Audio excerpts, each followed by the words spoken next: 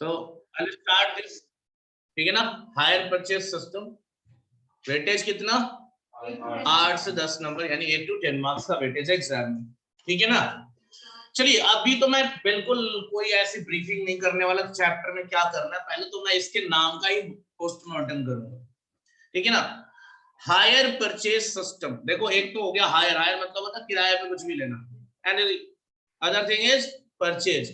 तो it is like you are purchasing but you are hiring, तो मतलब थोड़ा सा कंट्राडिक्टरी शब्द है कि खरीद भी रहा हूं और किराए पे भी ले रहा हूं। सो ये क्या होता है, तो कितने तुम लोगों में से सबने ऑब्वियसली लॉ तो पढ़ ही लिया है, फाउंडेशन तो पढ़ लिया, एटलीस्ट क्लियर भी हो गया वो। अब देखो अकाउंट्स में नहीं था वो, फाउंडेशन में सेल ऑफ गुड्स एक्ट में डिफरेंस बताया गया था, सेल एंड हायर परचेज ना। At that point of time कुछ तो समझ में आ गया होगा हायर परचेज क्या होता है। Sure, definitely. तो शुड आई आस्क, तो बता दो फिर व्हाट इज हायर परचेज। हाँ तुम्हें बताओ सर उसमें इंस्टॉलमेंट में पेमेंट्स जाती है।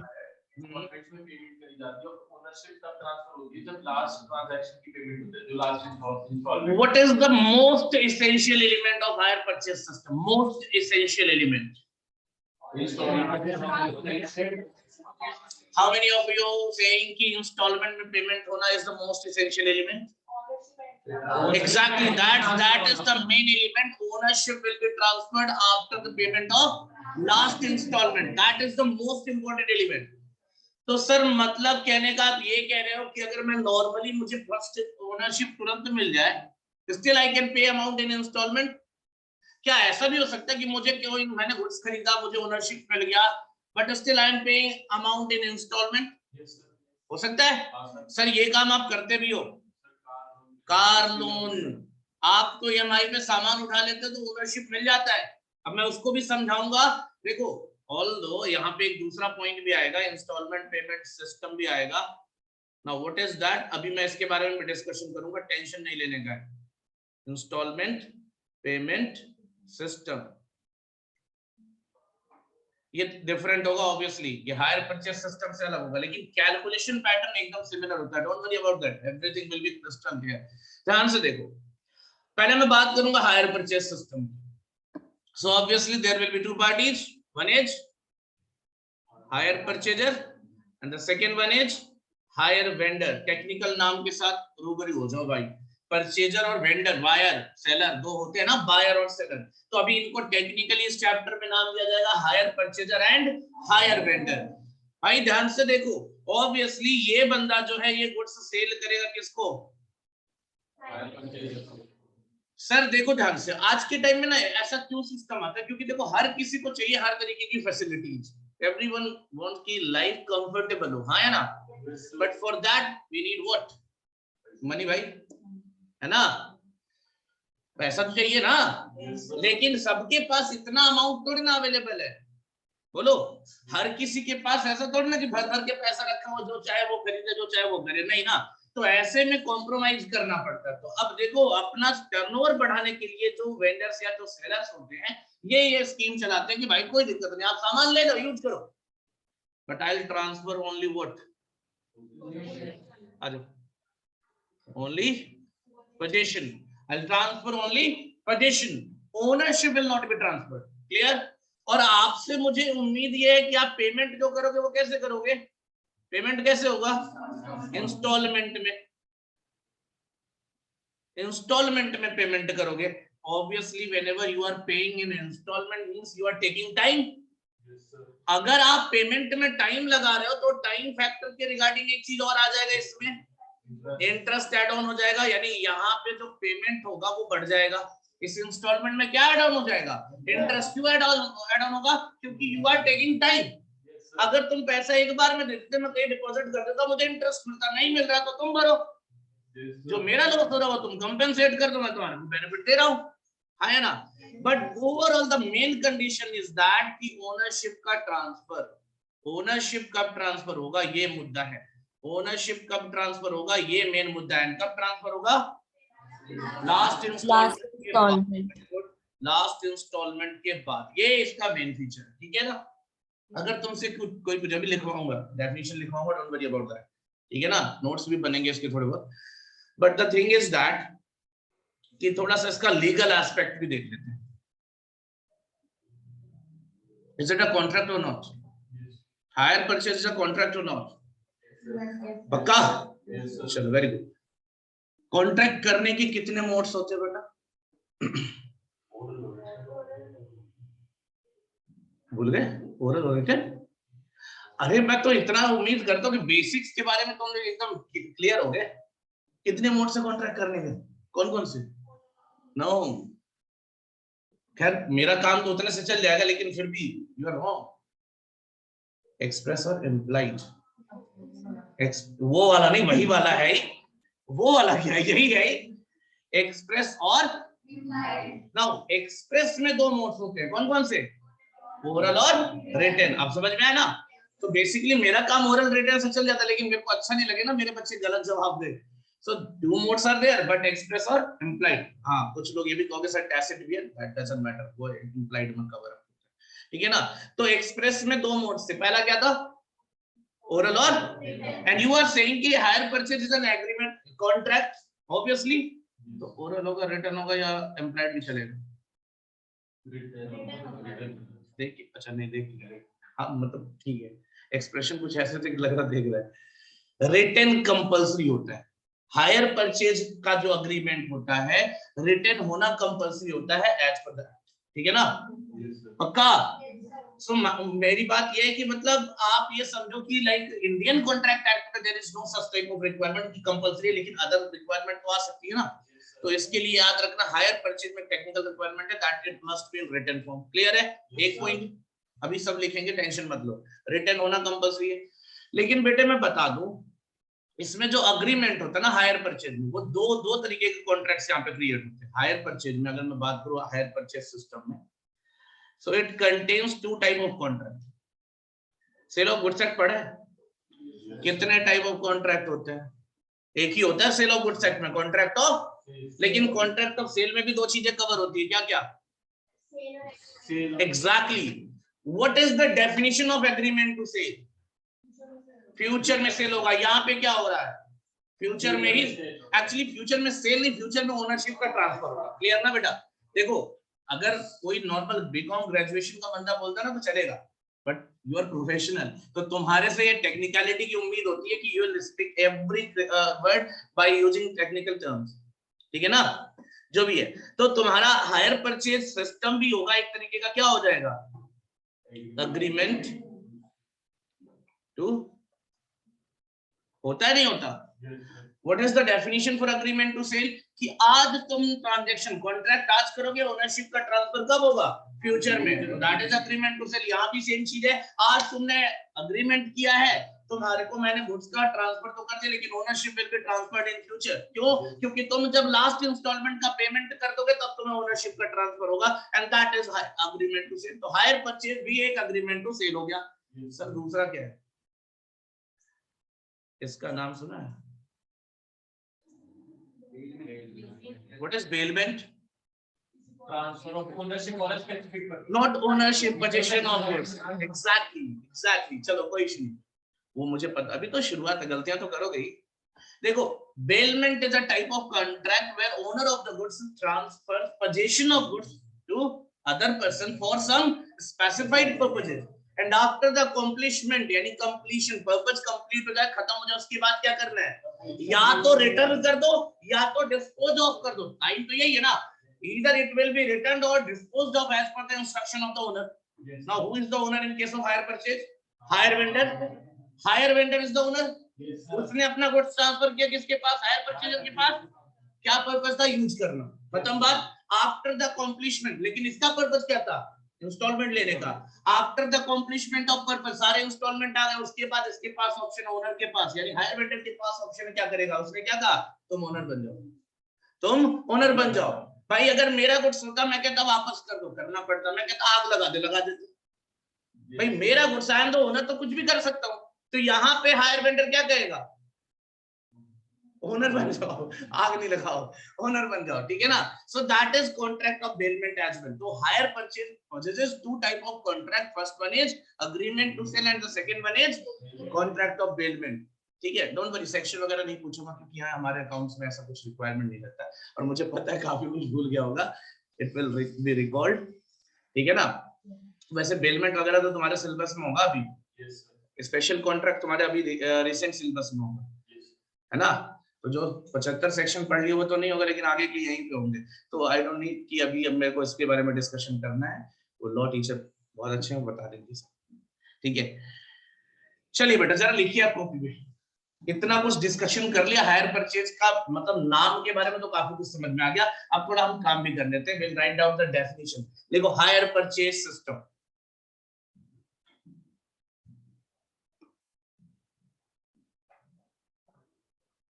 हायर परचेज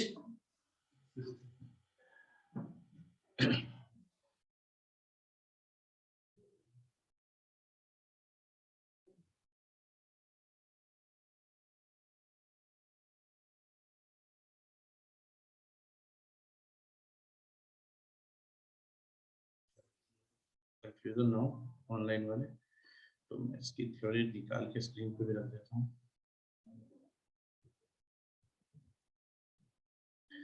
लिखना, it is an agreement between vendor, it is an agreement between vendor. देखो बेटा जो लोग ऑनलाइन बैठे हो तो यही है, आप अगर कहीं वॉइस वगैरह ब्रेक होगी तो आपके सामने स्क्रीन पे मैंने रख दिया है डेफिनेशन, आप इसको लिखना। It is an agreement between vendor and buyer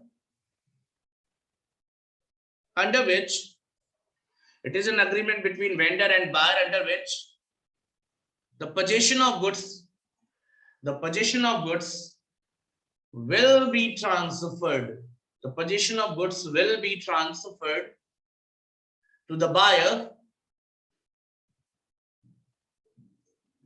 the possession of goods will be transferred to the buyer in bracket, not the ownership.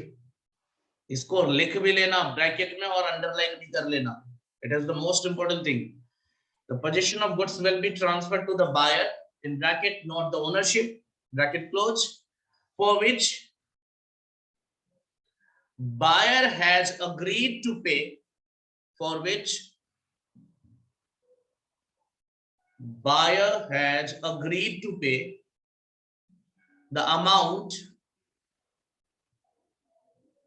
in bracket including installments, oh sorry, interest, not installment, including interest,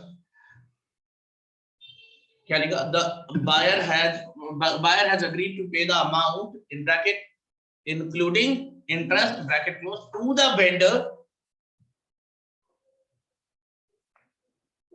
to the vendor in installments, in installments,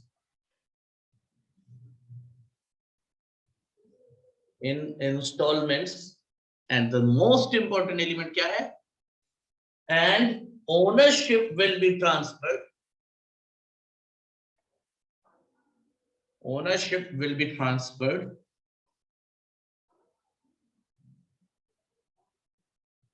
only after the payment of last installment. पक्का?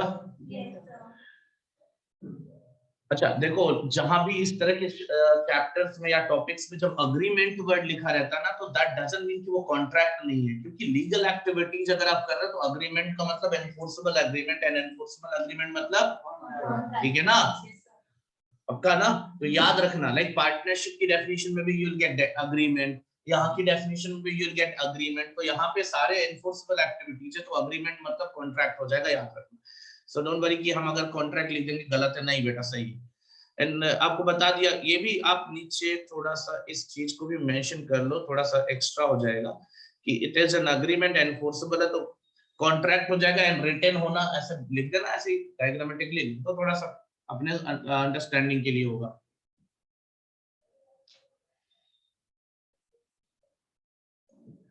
ये केवल आपके अपने understanding के लिए होगा।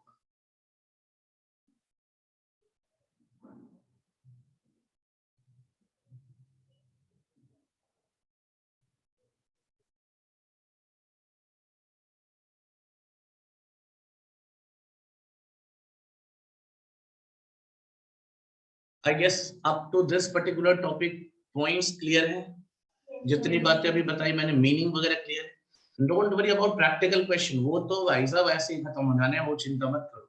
जो ज्यादा प्रॉब्लमेटिक होता है ये सब चीजें याद करना, जो टेक्निकल शब्द है। अब देखो पढ़ के जाओगे हायर परचेज सिस्टम, तो कोई ये थोड़े ना पूछेगा अकाउंट्स में पढ़ा, लॉ में पढ़ा, क्या पढ़ा।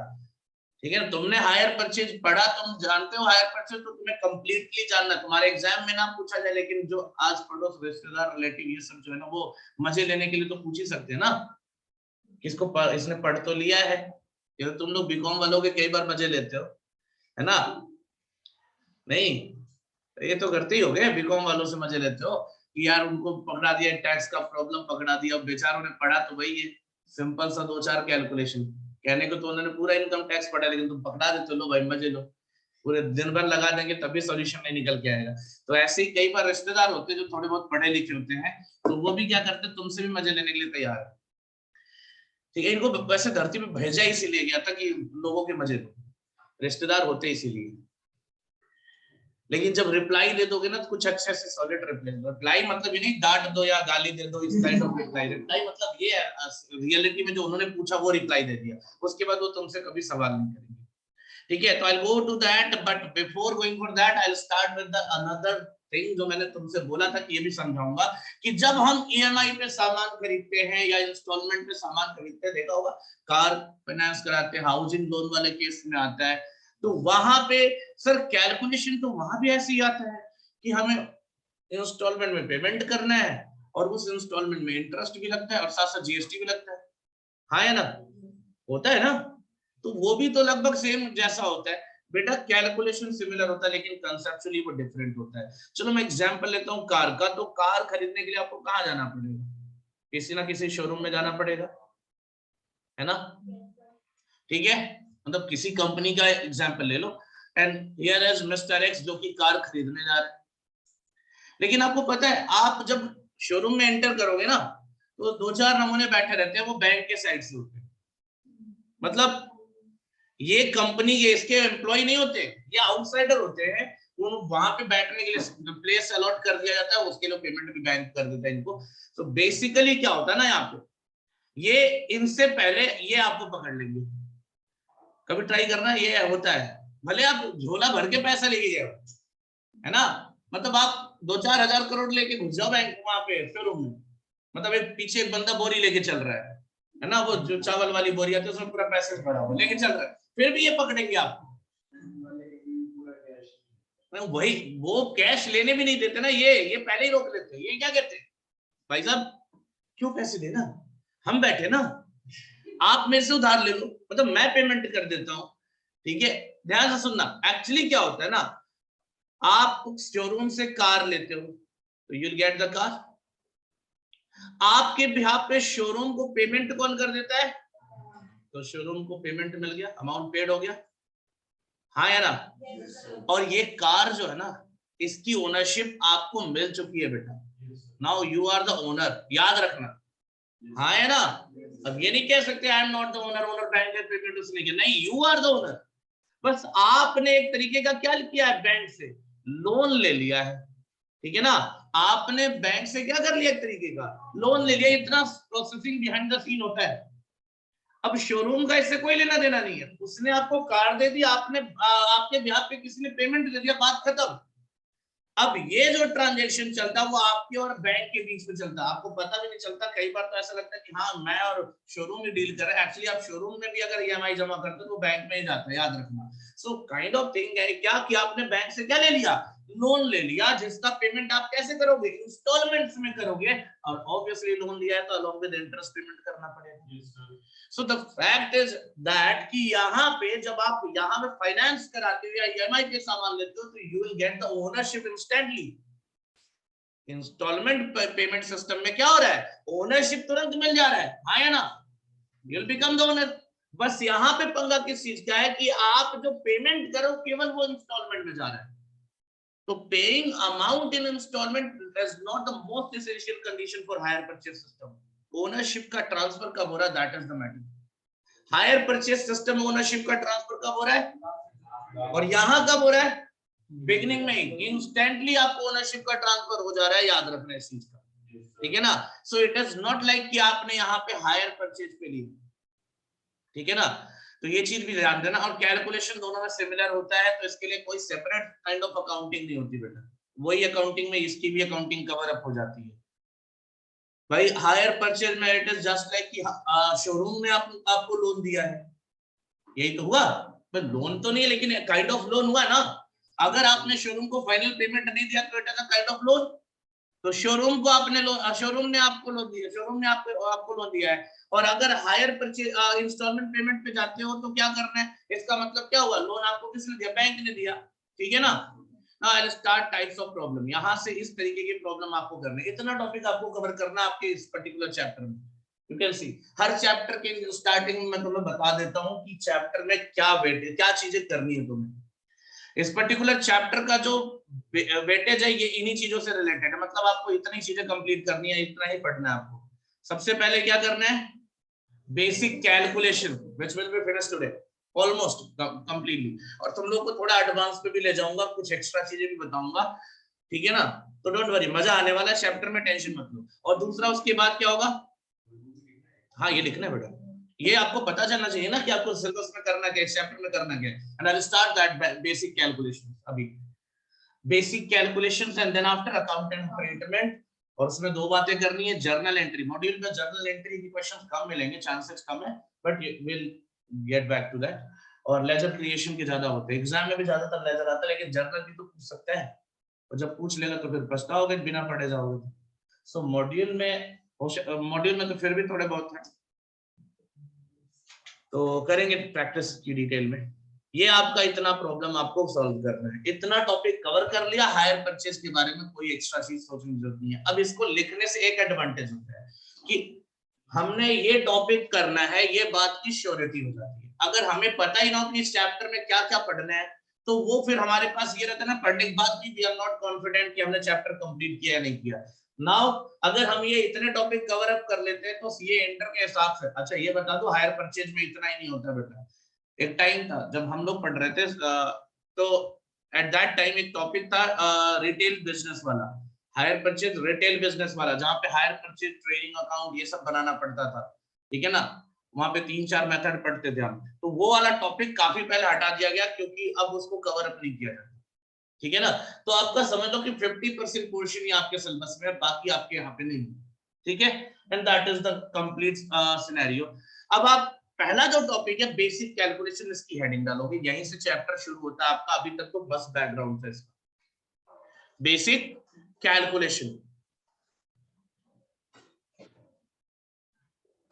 Basic calculations, obviously there are lot of calculation जो अकाउंटिंग करने में हेल्प करेंगे, अगर ये नहीं करा देगा तो फिर कभी नहीं हो पाएगा। तो सर सबसे पहला कैलकुलेशन किस चीज का दिख रहा है आपको, hire purchase price. What is hire purchase price, ध्यान से सुन लो, अरे लिख लेना, कोई टेंशन नहीं, मैं कोई लिख के भाग थोड़े जाऊंगा। हायर परचेज प्राइस क्या होगा, ध्यान से सुनो। एक बात बताओ, एक तो होता है कॉस्ट प्राइस। कॉस्ट प्राइस क्या होगा बेटा, अगर मैं आज दुकान पे जाऊं, फाइनल पेमेंट देके सामान खरीदूं तो कुछ अमाउंट लगेगा ना, and that is absolute amount, उसमें कोई एक्स्ट्रा अमाउंट एडेड होगा, इंटरेस्ट एंड ऑल। अगर मैं आज की आज फाइनल पेमेंट करके सामान खरीदूं तो क्या इंटरेस्ट लेगा सामने वाला, so that particular price is known as cost price, जिसको आप बोल सकते हो यहाँ पे cash price as well. Cost price और कैश प्राइस में कोई अंतर नहीं है, सेम चीज होता है, याद रखना। और हायर परचेज प्राइस क्या होगा, ऑब्वियसली कम होगा, ज्यादा होगा, क्यों ज्यादा होगा, इंटरेस्ट पे कर रहे हैं। तो अगर आप हायर परचेज प्राइस निकालने जा रहे हो तो cost price plus total interest पर लिखना, टोटल इंटरेस्ट पर, टोटल इंटरेस्ट मतलब थ्रू आउट द टेन्योर, जो भी आपने इंस्टॉलमेंट बनवाया, टोटल इंटरेस्ट आप कितना पे कर रहे हो उसको कवर अप करना है। सो हायर परचेज प्राइस का मतलब क्या हुआ बेटा, कैश प्राइस प्लस, और आप जब इंस्टॉलमेंट में पे करते हो तो कौन से प्राइस को इंस्टॉलमेंट में पे करते हो, टोटल ये पेमेंट करते हो ना बेटा। अरे एक बात बताओ, आप टोटल अमाउंट ही तो इंस्टॉलमेंट में पे करते हो, और उस इंस्टॉलमेंट में मैंने शुरू में बताया था क्या होता है, जब थ्योरी की उसमें इंटरेस्ट इंक्लूडेड होता है, तो आप क्या पेमेंट करते हो इंस्टॉलमेंट में, हायर परचेज प्राइस। सो अगर हम सारे इंस्टॉलमेंट को एक साथ जोड़ दे तो क्या निकल आएगा, आ जाएगा ना। लेकिन एक चीज और होता है, टेक्निकल अमाउंट। साइनिंग अमाउंट का नाम सुना? Whenever you are signing the contract, जिसको डाउन पेमेंट बोलते हैं टेक्निकली, वो भी होता है। क्या उसमें इंटरेस्ट लगता है? क्यों नहीं लगेगा? एग्जैक्टली ऑन द स्पॉट, अभी खरीदा, अभी दिया है, तो क्या कोई टाइम पीरियड लिया मैंने? तो डाउन पेमेंट में कोई इंटरेस्ट नहीं होता, लेकिन बाकी जो इंस्टॉलमेंट्स होंगे तो सो भाई साहब, लेकिन हायर परचेज प्राइस का पार्ट तो भी बनेगा ना, जो total amount we are paying to the hire vendor, that will constitute the hire purchase price. और उस टोटल अमाउंट में डाउन पेमेंट और इंस्टॉलमेंट होता है, इन सबको एक साथ जोड़ दो, you will get hire purchase price. Sir ये क्यों लिखवा रहे हो? ये अभी जरूरत पड़ेगी, जब क्वेश्चन आएगा ना तो उसमें इंफॉर्मेशन मिसिंग रहेगी, and we have to find out. वही तो है बेसिक कैलकुलेशन। तो ये सब जो छोटे-छोटी बातें, इनको अभी काफी मजा आने वाला है, देखते जाओ। हायर परचेज प्राइस का पहला तरीका क्या है कि कैश प्राइस और total interest, total cost price या cash price plus total interest जोड़ दो, आपको मिल जाएगा क्या? या फिर अगर इंस्टॉलमेंट्स दे रखे और डाउन पेमेंट दे रखा है, इन सबको जोड़ दो तो भी आ जाएगा क्या? Hire purchase price. क्लियर है बेटा? अब इसके बाद बात करते हैं इंस्टॉलमेंट क्या होता है। सर इंस्टॉलमेंट में क्या चीज एडेड होता है? सर कैश प्राइस का इंस्टॉलमेंट होता है एक तो, है ना, और करेंट ईयर का interest, interest for the particular period. ये पूरा लिखना बेटा, क्योंकि कंफ्यूजन नहीं होना चाहिए, टोटल इंटरेस्ट और ये पर्टिकुलर पीरियड का इंटरेस्ट है। इंस्टॉलमेंट का formula, second formula, instalment of cash price plus interest for the particular period. Installment of cash price plus interest for the particular period.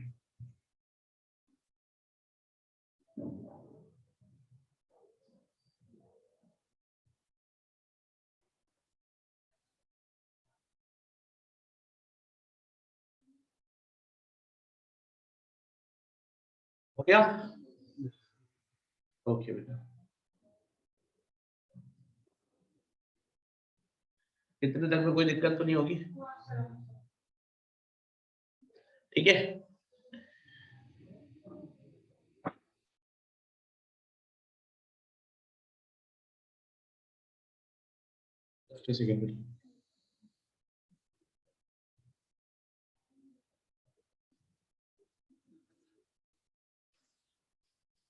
अच्छा हाँ बोलो। ये interest for the particular period में ये instalment वाला interest होगा ना? एग्जैक्टली, इंस्टॉलमेंट ही निकाल रहा हूँ ना, तो इंस्टॉलमेंट में क्या क्या शामिल होता है? कैश प्राइस और उस पर्टिकुलर टाइम पीरियड का क्या? इंटरेस्ट। क्लियर? जैसे इस साल का इंस्टॉलमेंट जो होगा, तो इंस्टॉलमेंट में क्या होगा? इस साल जो कैश प्राइस का अमाउंट होगा वो, प्लस इस साल जो इंटरेस्ट चार्ज हुआ वो, दोनों जोड़ कर दे देंगे। ठीक है ना? अच्छा एक इन्फॉर्मेशन और है तुम लोगों के लिए, कॉस्ट की क्लास कल हुई थी शायद, तो आज सर की तबीयत नहीं सही है, तो आज केवल मेरी क्लास होगी, and that will be obviously थोड़ी लंबी क्लास होगी। नहीं लंबी क्लास होगी सर, 11 बजते नहीं है यार कभी। अब मन कर अब तुम्हारा वो खत्म हो गया, रिजल्ट आ चुका है, आपको पता होना चाहिए, है ना? इनको क्या, इसको क्या हुआ? लैपटॉप में दिक्कत नहीं है, लैपटॉप सही है, नेटवर्क स्लो होगा कुछ। हाँ अभी लैपटॉप ओके बस। ठीक है बेटा, लैपटॉप में दिक्कत होती तो चलता ही नहीं। अरे नहीं, अभी रिसेंटली, अभी 2 दिन पहले लगवाया Airtel 5G।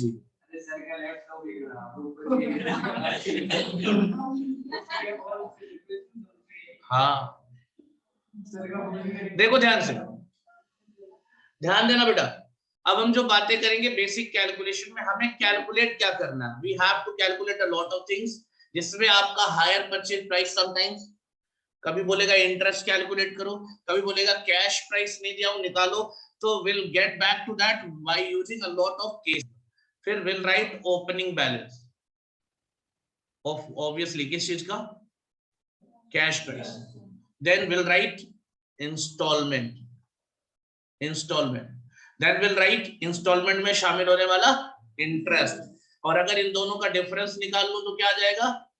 Cash price paid for the particular year, जो कैश प्राइस हमने पे किया वो आ जाएगा। ठीक है बेटा, cash price paid, and then will get back to closing balance. क्या आ जाएगा? क्लोजिंग बैलेंस, ऑब्वियसली किस चीज का? Cash price. तो we are going to follow this particular standard. हमें हर क्वेश्चन में जिसमें बेसिक कैलकुलेशन करना होगा उसके लिए हमें ये सारी चीजें करनी है, ठीक है ना? पक्की बात? मजे की बात है, मेरे को ना तुम लोगों के मॉड्यूल में या इसमें तो इसका टारगेट तो बेसिकली क्या था कि तुम्हारे अकाउंटिंग पैटर्न को फुलफिल करना, इसमें तो उतना ज्यादा कुछ नहीं है, लेकिन तुम लोगों को सीएमए वाले मॉड्यूल में मैं बताऊं तुम लोगों के लिए मतलब अच्छा क्वेश्चन दे रखा है। तो देखो कुछ क्वेश्चंस कराऊंगा केवल केसेस के बेस पे, ध्यान से देखना, केवल केसेस के बेस पे, ठीक है ना?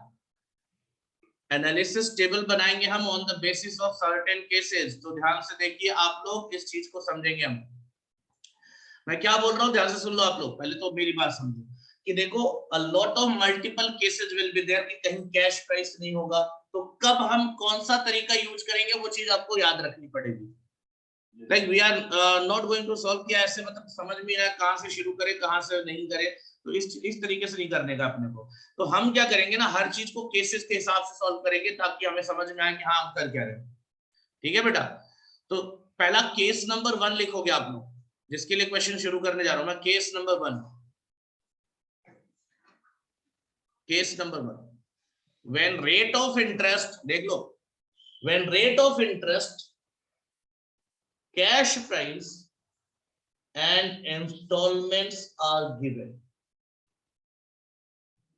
means you are getting everything. क्या मिल रहा है?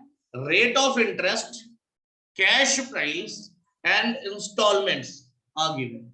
When rate of interest, cash price and instalments are given, so that is the very first basic step, जहां पे आपको क्या ध्यान देना है कि एवरीथिंग यू हैव। क्वेश्चन आप बेसिकली क्या करोगे बेटा, इसका स्क्रीनशॉट ले लोगे, क्योंकि ये क्वेश्चन सीएमए के मॉड्यूल का है, आपकी बुक पे नहीं है, तो कुछ बेसिक टाइप ऑफ कैलकुलेशन करेंगे हम, उसके बाद फिर आगे देखेंगे हम। Will come back to that. ये क्वेश्चन है जो मैं कराने जा रहा हूं आपको, ये स्क्रीनशॉट इसलिए ले, वैसे इतना नहीं है एग्जाम में तुम्हारे आएगा ये, लेकिन हाँ कैलकुलेशन के लिए जरूरी है बेटा। ऑनलाइन जो बच्चा है एक बार ग्रुप में इसको सेंड कर देना, इस पर्टिकुलर क्वेश्चन को, ऐसे क्लियर तो है, ठीक है? अभी भेज दे, भेज दो, तुम्हें भेज दो। शुरू करें? पक्का?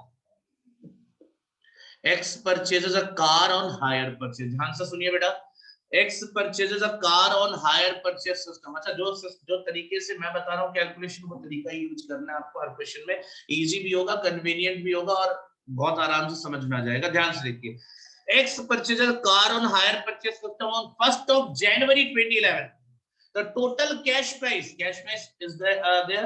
देखो कितना कैश प्राइस है, 4,50,000, payable 90,000 as down payment हो गया, and 3 installment of 1,70,000, 1,50,000 and 1,08,460 payable at the end of first, second and third year respectively। Interest का रेट क्या है बेटे? Means you have every information whatever requirement will be there।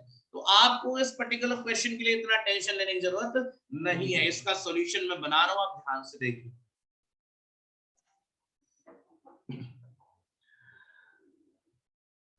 Problem number 1, we have to prepare what? Analysis table, ठीक है? Here सबसे पहले क्या बोला था? Years, then opening balance of cash price, then very good, installment, then interest, then cash price paid, and the last one is closing balance of cash price। अब ध्यान से देखिए आप लोगों को यहां करना क्या है। So basically we have to do this। Sir सबसे पहला काम ध्यान से देखिए, सबसे पहला काम आपको देखो ईयर वाले कॉलम में ना सबसे पहला जो ईयर लिखना है दैट इज 0 ईयर। ध्यान से सुनिए, आपको कुछ नहीं करना अभी फिलहाल, देखिए आप लोग, ठीक है ना? अभी जो बता रहा हूँ वो ध्यान से सुनिएगा आप लोग, क्योंकि अगर सुनोगे तभी समझ पाओगे और तभी आपको ये इजी लगेगा। सबसे पहले हम लिखेंगे ईयर। ईयर में सबसे पहला पॉइंट होगा 0 ईयर। 0 ईयर क्या है? जिस ईयर, जिस डेट पर्टिकुलरली जिस दिन कॉन्ट्रैक्ट साइन हो रहा है उस दिन को हम 0 ईयर कॉलम में रखेंगे। एंड देन इंस्टॉलमेंट कितने हैं? 3, 1, 2 एंड 3। ठीक है, ध्यान दीजिए। अब 0 ईयर में ध्यान से देखिए कहां से शुरू करेंगे। सबसे पहले हम लिखेंगे यहाँ पे 0 ईयर में, यहाँ पे ओपनिंग बैलेंस में cash price. Do we have cash price है 4,50,000, 4,50,000। इसमें से लेस करेंगे बेटा हम डाउन पेमेंट। क्या माइनस कर देंगे? तो इसका भी अमाउंट दे रखा है 90,000। So what is the balance of cash price starting? 3,60,000. Are we getting that? हाँ है ना? अब पहला इंस्टॉलमेंट क्या बोला था? क्वेश्चन हम लोग को मिल गया। The second one 50 and the third one ध्यान दीजिए, ये क्वेश्चन में दे रखा है। जो क्वेश्चन मैंने आपको दिया उसमें दे रखा है। बेटा एक काम करो, ऑनलाइन वालों रीजॉइन कर दो तो फटाक से फिर आगे बढ़ाते हैं। जल्दी रीजॉइन कर लो, सेम आईडी पासवर्ड।